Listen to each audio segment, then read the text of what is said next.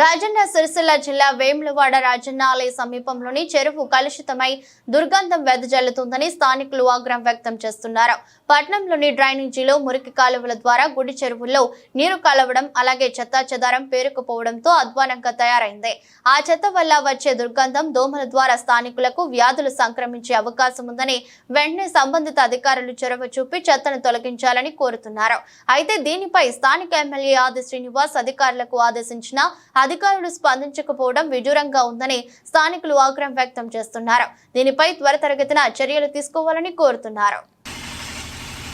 ప్రసిద్ధ పుణ్యక్షేత్రమైన వేములవాడ శ్రీ రాయలసీమ స్వామి ఆలయం పక్కనటువంటి ఊరు చెరువులో మరి ఇక్కడ వేములవాడ పట్టణంలోని దాదాపు ఒక 70% మరి డ్రైనేజ్ నీరు ఆ యొక్క చెరువులో కలవడం వల్ల నిజంగా ఈ యొక్క ఆలయ భక్తి పరిసర ప్రాంతాల భక్తుల మనోభావాలు దెబ్బతింటూ ఉన్నాయి. మరి గత కేసీఆర్ ప్రభుత్వంలో మరి 17 కోట్లతోని మిడ్మానేర్ నుంచి ఈ యొక్క కాళేశ్వరం నీళ్లను ఈ యొక్క లిఫ్ట్ ద్వారా ఈ యొక్క చెరువులను నింపడం కొరకు గత ప్రభుత్వం చేసి మరి ప్రతి ఎండాకాలం 365 రోజులు నీళ్లు ఉండే విధంగా చర్యలు తీసుకుంది.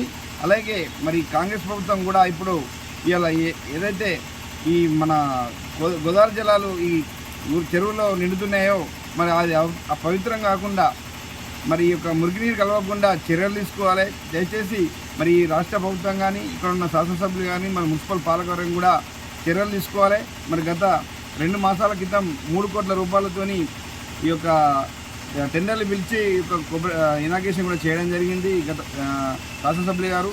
మరి దాన్ని వెంటనే ప్రారంభించి మరి గుడిచెరులో మురికినీరు కలవకుండా చూడాల్సిన బాధ్యత మరి మున్సిపల్ పాలకవర్గం కానీ ముఖ్యంగా ఈ యొక్క ప్రభుత్వ పెద్దల మీద ఉందని చెప్పి కోరుతా ఉన్నాం. మరి రానున్న రోజుల్లో మరి యొక్క సమస్యలపై ఏదైతే ఈ యొక్క చెరువులో మురుగునీరు కలవకుండా సమస్యలపై కూడా బీఆర్ఎస్ పార్టీ నుంచి కూడా మేము పోరాడతామని చెప్పి ఈ సందర్భంగా తెలియజేస్తాము.